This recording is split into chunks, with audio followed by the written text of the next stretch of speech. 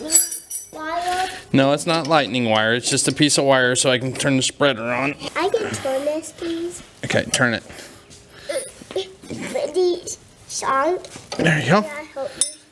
Hey, Jason Hoosier, welcome back to Hoosier Helpers. You saw me getting the dry spreader down off the shelf. I got it hooked up to the tractor. I changed it a little bit from the way I traditionally do it. We're going to be spreading some fertilizer with crabgrass preventator, but today we're going to be running a fertilizer spreader. So I hope you enjoy. Thanks, bye. So the spreader cable, the cable that goes from the little handle down to the actual plate, the plate broke on the spreader. So I'll see if I can get parts, but I do need to get the yard spread, because we're supposed to have about 2 or 3 days this week with light showers, just perfect for watering this fertilizer in, and I want to get it down.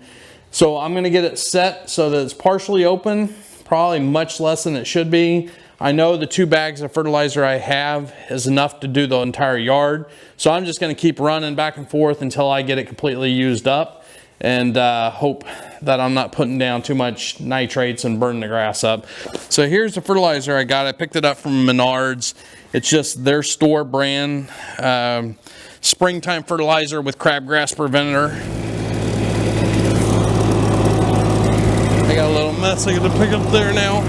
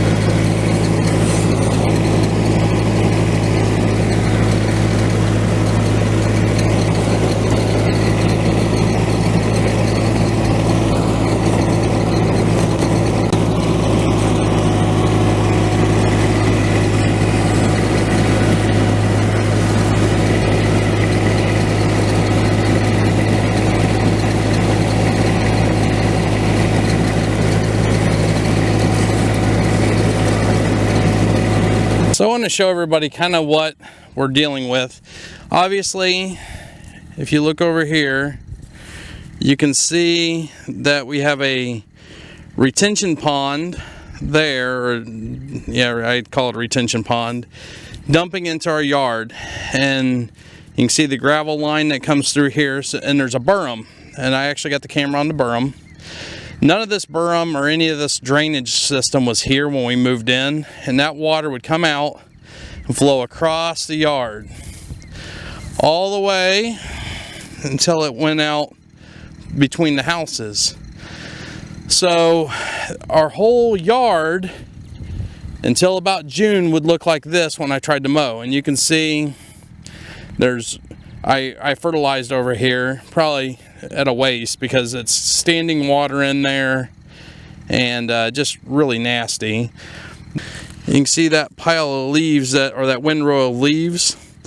This is the second time I had to clean out the ditch. I already cleaned it out once. It had about the same amount of leaves, and I used the lawnmower, that's why I put the deck on, to chew those up and blow them out across. So I threw them out on the berm last time, and then I chewed them all up and then swept them up.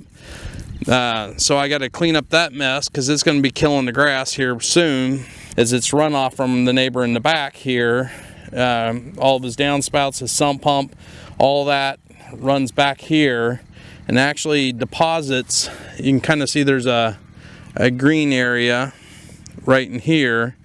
There's a big hole in the ground that all that water comes out, and it just saturates my yard. Now, per the covens, he's within 5 foot, or he's over 5 foot from the property line, so he's technically able to do that, but it does make that part of the yard really hard to mow, and it even extends into my neighbor's yard where it makes it hard for him to mow. So we're going to catch all that water, probably put a small berm to actually hold his water in his yard and funnel it down to where our cross pipe is, so that we can direct all that water into one area.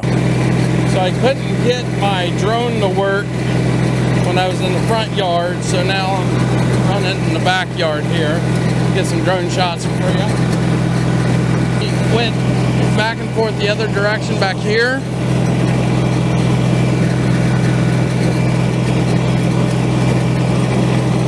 So we're gonna go this way.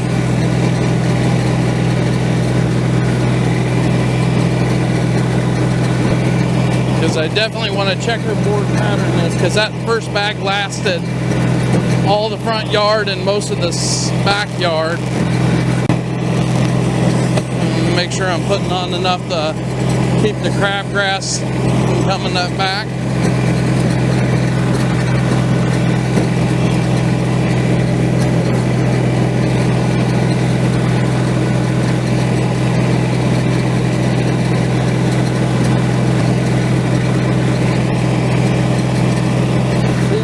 First few days of spring, there's a lot of cleaning up to do. Still got to cut the pop, clean out whatever leaves are left from fall, and then eventually get the garden started here. But with all this rain we've been getting,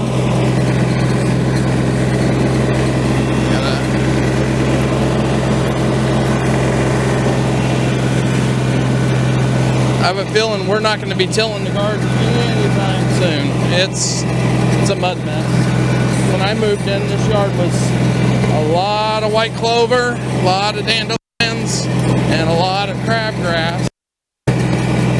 So it took a while to get it where it's got a fighting chance. This is the first year I've worked on preventing the crabgrass from growing. We're going to hit it hard this year, probably next year, and hopefully have the crabgrass knocked back, where a single application per year will keep it at bay.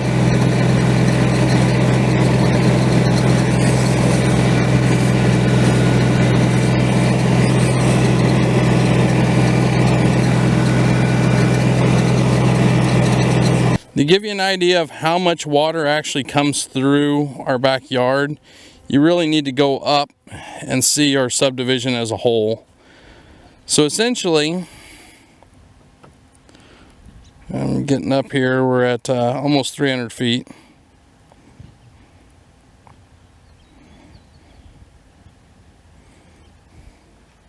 Maximum flight altitude reached. So all this street and all those houses, basically this whole area here to about right there, drains in at some point into our yard. But really, all this street here, right to there, drains in, and it comes into this little speedway that they got.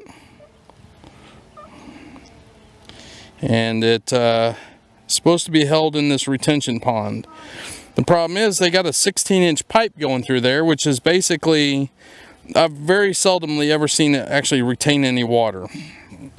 And the reason for that is the design is so bad that if it retains anything more than about 16 inches of water, so to the top of the pipe, the water will go into that house's windows, into their basement. Anyway, that water all comes in, and it drains into this. And you can see from this aerial shot how wet it is in certain areas. You can see over to the south of the garden there, it's wet there a little bit. But at one time, our entire yard would have been completely soaked.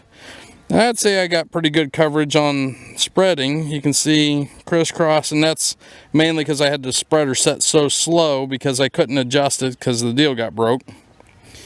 But you can see just how wet it is down here. We'll drop down here a little bit, and you can see right there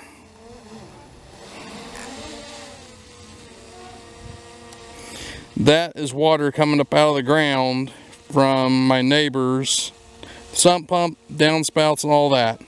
The property line is basically where you see my muddy track, and you can just see the standing water.